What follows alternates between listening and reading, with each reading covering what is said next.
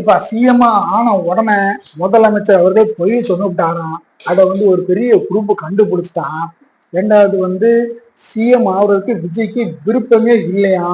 அது ஒரு ரெண்டு கட்சிகள் இல்ல, நீங்க இல்லைன்னா பெரிய பிரச்சனை ஆயிரும், நீங்கள் தான் சிஎம்மா இருந்தாதான் நல்லா இருக்கும், உங்க பின்னாடி நாங்க இருக்கோம், நீங்க சிஎம்மாவே ஆயிருங்க, மத்தல நாங்க பார்த்துக்கிடியோம் அப்படின்னு சொன்னதாகவும், விரக்தின் உச்சத்துல இருந்து விஜயை இவங்க தான் காப்பாத்தி, அப்படி நான் உங்களுக்கு சிஎம் ஃபர்ஸ்ட் வர லாஸ்ட் வரைக்கும் கூட தான் இருக்கோம், ஏன்னா உங்க பின்ன என்னென்ன சதி விதைகள்லாம் பண்ணிட்டு இருக்காங்க தெரியுமா, அதுக்குள்ள நாங்க இடமே கொடுக்க மாட்டோம் அப்படின்ட்டு பில்டப் பண்ணி சில கட்சிகள் இவருக்கு சப்போர்ட் கொடுத்து இவரு அந்த கட்சிகள் தான் இவர்களை சிஎம் ஆக்கினதாகவும், சிஎம் ஆன உடனே போய் பில்டப்லாம் பயங்கரமா சொல்லிட்டாப்ல அப்படிங்கிற மாதிரியும், இந்த மின்சார விஷயத்துல சொன்னது வேற, இப்ப அவர் கையெழுத்து போட்டிருக்கிறது வேற அப்படிங்கிற மாதிரியும் ஒரு பில்டப்பையும் கொண்டு வாராப்ல.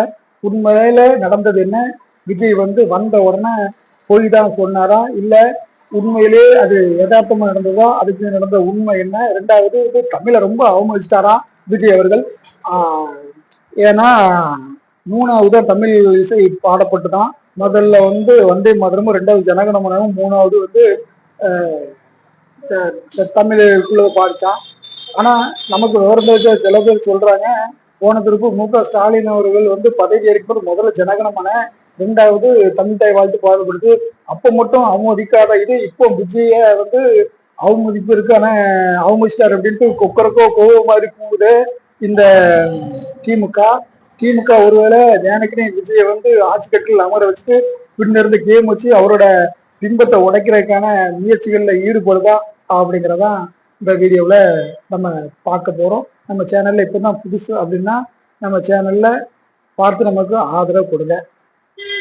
அதாவது தமிழ் தாய் வாழ்த்த விஜய் அவர்கள் அவமதிச்சிட்டாரப்பா அப்படிங்கிறது ஊபிஎஸ் கூடயே இருந்து நீந்தான் எல்லாம் அப்படின்ட்டு நான் இப்ப சொன்னோம் இல்லையா, ரெண்டு கட்சிகள் தான் இந்த விஜயை தூக்கி மேல தூக்கி வச்சு அவருக்கு சிஎம் போஸ்ட் வாங்கி கொடுத்தது அந்த கட்சிகளுக்கு. அதுல ஒரு கட்சி இந்த கட்சி தான் ஆரம்பிச்ச உடனே ஒரு சொல்றது, விஜய் தமிழை விட்டு கொடுத்தாரு, தமிழ்நாட்டு மானத்தெல்லாம் விட்டு கொடுத்துட்டாரு, அப்புறம் அந்த கரண்ட் விஷயத்துல பொய் சொன்ன மாதிரி தெரியுது அப்படின்ட்டு இந்த சிபிஎம் தான் குற்றம் சாட்டுது. அப்போ இவங்களோட வேலை என்ன இருக்குன்னா, இவரை ஆட்சி கட்டில அமர வச்சுட்டு அதுக்கப்புறம் அவரை பொமைச்சு அவரோட பேரை டேமேஜ் பண்ற மாதிரி தான் இருக்கு.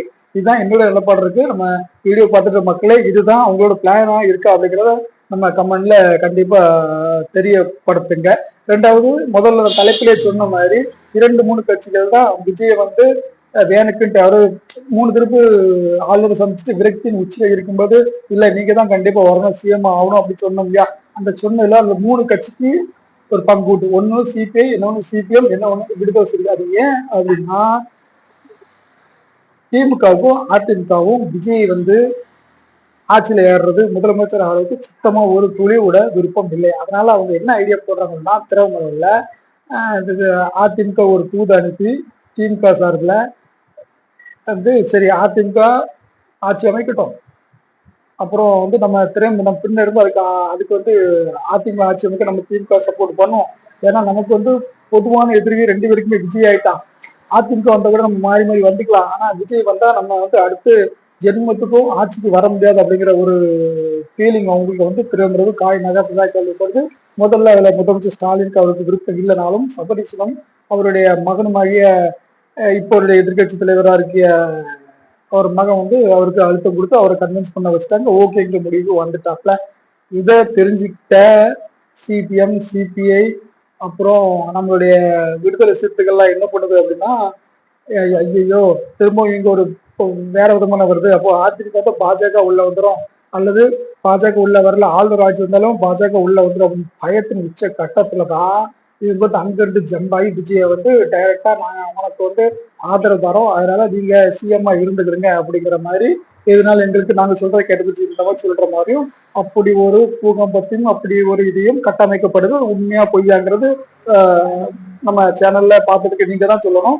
எனக்கு இது எந்த அளவுக்கு உண்மைங்கிறது தெரியல, ஆனா வெளியில வர்ற விஷயங்கள்லாம் பார்க்கும்போது அதனாலதான் வேண்டாம் விரக்தியில இருந்த சிஎம் அதாவது விஜய் இவங்க நீங்க சிஎம் ஏத்துடுங்க அப்படின்னு சொன்னதாக நமக்கு தெரிய வருகிறது. இதுல இது முதல் கையெழுத்தை வந்து மூன்று ஒரு முத்தான கையெழுத்து போட்டாப்புல 500 யூனிட் வரைக்கும்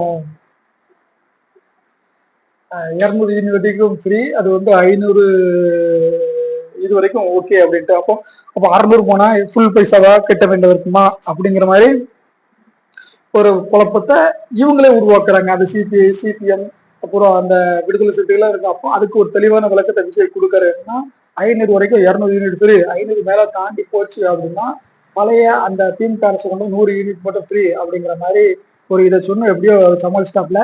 ஆட்சிக்கு அமைந்த 2 நாள்லயே விஜய் போயிச்சுனார் அப்படிங்கிற ஒரு கட்டமைப்பும், விஜய் வந்து தமிழுக்கு எதிராக போயிட்டார் அப்படிங்கிற ஒரு கட்டமைப்பும், அதே திமுக சப்போர்ட் பண்ணாது சிபிஎம், சிபிஐ, விடுதலை சிறுத்தைகள் விஜய் மேல ரொம்ப ப்ரெஷரை கொடுக்க ஆரம்பிச்சிட்டாங்க. ஒட்டு மொத்தத்துல பாடுறா பாரு, எங்க சப்போர்ட்ல இருந்துட்டு எங்களையே எதுக்குறியா அப்படின்ட்டு வடிவேல் பாணியில கேள்வி கேட்ட மாதிரி ஒரு பில்டப்பை கொண்டு போயிட்டு இருக்காங்க. ஒரு அருமையான ஒரு 3 கையெழுத்து போட்டாரு. ஒண்ணு வந்து 200 யூனிட் ஃப்ரீ அப்படின்ட்டு, ரெண்டாவது வந்து அப்கோர்ஸ் வந்து பெண்கள் பாதுகாப்புக்காக தனிப்படைகள் அமைப்பு போட்டோம், மூன்றாவது வந்து போதைகள் ஒழிக்கிறதுக்காக பண்ணப்படும் அப்படின்னாப்ல. அப்புறம் வழக்கமா ஒரு சினிமாவில் டேர பஞ்சாயத்தா எல்லாத்துக்கும் இந்த விஜய் வந்து கஷ்டப்பட்டதை உங்க மாதிரி பணத்துல இருந்து வந்த மாதிரி இல்லை அப்படின்ட்டு திமுகவையும் அதிமுக ஒரு அட்டாக் பண்ணாப்ல. அது மாதிரி நானும் ஒருவேளை சோத்துக்கெல்லாம் கஷ்டப்பட்டிருக்க அப்படிங்கிற பில்டப் எல்லாம் பண்ணாப்ல. நான் அதெல்லாம் நம்புற மாதிரி இல்லை. அது அவர் பண்ண பில்டப்பு உண்மை மாதிரி இருந்தா நீங்க சொல்லுங்க. பெரிய பெரிய டைரக்டரோட மூலம் ஒருவேளை சோத்துக்கு கஷ்டப்பட்ட அப்படின்னு பில்டப் போடுறது, அது வந்து சினிமா நடிகர் சொல்ற ஒரு பில்டப்பா வச்சு அதை நான் ஏத்துக்கிற மாதிரி எனக்கு தெரியல. மக்களை அவர் சொல்றதெல்லாம் உண்மைதானே அப்படின்னப்ப, ரெண்டாவது ஆனா ஒரு உண்மை சொன்னார், இதுக்கெல்லாம் காரணம் சின்ன குழந்தைகள் தான், அந்த சின்ன குழந்தைகளுக்கு என்னுடைய நன்றியும் வாழ்த்தையும் தெரிவிச்சு கொள்றேன் அப்படின்னாரு. ஆனா அதுதான் உண்மை, சின்ன குழந்தைகள் தான் உங்க வீட்டுல அவங்க அம்மா அப்பாட்ட சொன்னு விஜய் எந்த அளவுக்கு கொண்டு வந்திருக்கான ஒரு காரணமா இருந்தது. அதுக்கப்புறம் என்னன்னா வெள்ள அறிக்கை விட போறாங்க. இங்கதான் திரும்ப 3வது ஒரு பிரச்சனையை கொண்டு வராங்க. அவர் வந்து எனக்கு கொஞ்சம் டைம் கொடுக்கணும், நான் என்கிட்ட எப்போ வந்து வந்தேன், உடனே என்ன சொல்ல முடியாது சூழ்நிலை இருக்கு, கொஞ்சம் டைம் கொடுங்கன்னு கேட்கிறாப்புல. அது என்னன்னா பயங்கரமான கடத்துல இருக்கு. நான் சொன்ன எல்லாம் செய்ய முடியாதோ செஞ்சிடுறேன், ஆனா இதுல கஜனாவை இதுல காலியா இருக்கு, அது ஒரு வெள்ள அறிக்கையா நான் விட்டுக்கிடுறேன், அதுக்கப்புறம் என்னால என்ன செய்ய முடியுங்கன்னு சொல்ற மாதிரி சொல்றாப்புல. அதுதான் திமுக உடனே இங்க இருந்து அட்டாக் பண்ணுது. நாங்க வந்துதான் ஆட்சி நினைக்கிறதுக்கு 1 மாசத்துக்கு முன்னே சொன்னிட்டோமே கஜனாவில் இதுல பிரச்சனை இருக்குல்ல காலியா இருக்கு அப்படின்ட்டு. அதுக்கப்புறம் தானே நீங்க வந்து வாக்குறுதிகளை மக்களுக்கு கொடுத்தீங்க, அப்போ வந்த உடனே நீங்க பொய்யா சொல்றீங்க அப்படிங்கிற அந்த டைலாக் நான் முதல்ல சொன்ன அந்த டைலாக் இதுலதான் மேட்ச் ஆகுது. அப்போ நீங்க பொய் சொல்லிதான் நீங்க முதலமைச்சரா வந்திருக்கீங்க அப்படிங்கிற மாதிரி ஒரு அட்டாக்கையும் விஜய் மேல வச்சிருக்காங்க. நீங்க நினைச்சா முடியும், எங்க மேல குறை சொல்லாங்க அப்படின்ட்டு இதுல வந்து ஒயிட் கலரா நல்ல பிள்ளையா திமுக ஒரு சீனை போடுங்கிறது நமக்கு கிளியராகவே தெரியுது. இதுல வந்து இவங்களே அதை கிட்டத்தட்ட நமக்கு தெரிஞ்ச அளவுக்கு இவங்களே விஜய சிஎம் ஆக்கி இவங்களே ஒரு கை பொம்மை மாதிரி வச்சு அந்த விஜய இவங்களே வந்து குமைக்கிறது மாதிரிதான் ஒரு பின்பம் கட்டமைக்கப்படுது. எனக்கு தெரிஞ்ச எல்லாமே அப்படிதான் சொல்றாங்க. உங்களுக்கும் நான் சொல்றது, இந்த திமுக செயல்பாடுகள் பார்க்கும்போது விஜயை குமைக்கணும், விஜயோட பேரை டேமேஜ் பண்ணணுங்கிற ஒரு எண்ணத்தை தான் கொண்டு வர்றதுக்காக தான் இந்த சிறு சிறு கட்சிகள் திமுகவோடு சேர்ந்து பண்ணுதா அப்படிங்கிறத நமக்கு கமெண்ட்ல சொல்லுவீங்க. அல்ல இல்ல விஜய் வந்து விஜய் பண்ற தப்புதான் அப்படின்னாலும் நீங்க ஓப்பனா நம்ம கமெண்ட்ல நமக்கு தெரிவிக்கலாம். ஒட்டுமொத்தத்துல ஒரே நல்ல விஜய என்னென்னலாம் பண்ணணுமோ என்னென்னலாம் குமைக்கணுமோ அதையும் குமைக்கிறாங்க. அதே மாதிரி விஜய் அவர்களும் கூட இருந்துகிட்டு அவங்களையும் குமைக்காரு, அதிமுகவையும் குலைக்காரு. நான் மன்னர் பரம்பரை இல்ல, மன்னரோட வாரிசு இல்ல அப்படின்னு சொல்றாரு. அதிமுகவை வேற மாதிரி கொண்டு வராரு. அந்த மாதிரி பயங்கர ஒரு ட்விஸ்ட்ல தான் இருக்கு. வெள்ள அறிக்கை விட்டு அவர் கடனெல்லாம் இவ்வளவு இருக்கு அப்படின்ட்டு சொல்றப்ப அது எந்த அளவுக்கு சாத்தியம் தெரியல. ஆனா வந்த உடனே எல்லாத்துக்கும் 2500 ரூபாங்கிற அந்த கையெழுத்தை முதல்ல போட்டிருந்தாருன்னா இன்னைக்கு விஜய் அடுத்த 20 வருஷத்துக்காக யாரும் அசுத்தங்காத ஒரு சக்தியா இருந்திருப்பாரு. என்னன்னு தெரியல. 2500 கையெழுத்து இல்ல. அடுத்து மாசம் திமுக ஆட்சிக்கு வந்திருந்த அந்த 1000 ரூபாயும் வருதாங்கிற நமக்கு தெரியல. எல்லாம் பொறுத்து பார்ப்போம். மீண்டும் இன்னொரு வீடியோல உங்களை சந்திக்கிற வரைக்கும் உங்களிடம் விடைபெறுகிறோம். பார்ப்போம். இந்த வீடியோ பார்த்துட்டு உங்களுக்கு ஏதாவது கமெண்ட் இருக்குன்னா கண்டிப்பா நமக்கு கமெண்ட்ல சொல்லுங்க. இதுல எது உண்மை எது பொய், நான் சொன்னது கரெக்டா தான் இருக்கா இல்ல நான் எக்ஸ்ட்ரா தான் இதை பில்டப் பண்ணி சொல்ற மாதிரி இருந்தாலும் நம்ம வீடியோவில் தெரிவிச்சிருங்க. மீண்டும் என்ன ஒரு வீடியோவில் உங்களை சந்திக்கிறோம் வரைக்கும் உங்களது விடைபெறுகிறது மணிகண்டன். அடுத்து ஒரு விஜய் பத்தின ஒரு வீடியோவில் உங்களை சந்திக்கிறேன். நன்றி, வணக்கம்.